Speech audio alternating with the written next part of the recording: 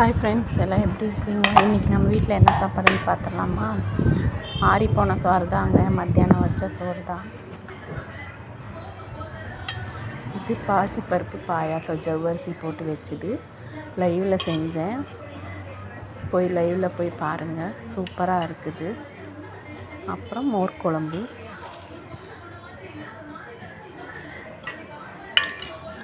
கத்திரிக்காய் காரக்குழம்பு செஞ்சுருக்கேன்.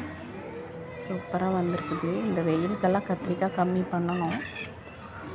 என்றைக்கோ ஒரு நாள் சாப்பிட்டா ஒன்றும் ஆகாது. கத்திரிக்காய் குழம்பு வேணும்னாங்க, அதுக்கு தான் செஞ்சுருக்குறோம்.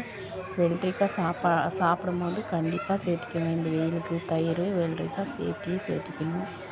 லெமன் ஜூஸ் எல்லாம் குடிங்க. மத்தியானம் லைவில் பாயாசம் கொஞ்சம் தண்ணி மாதிரி இருந்துச்சு, ஆறிடுச்சுன்னா திக்காக வரும். இந்த மாதிரி பாசிப்பருப்பு பாயாசம் லைவ்லேயே செஞ்சு காட்டியிருக்கிறேன். பார்த்துட்டு எப்படி இருக்குதுன்னு சொல்லுங்கள். பாய்.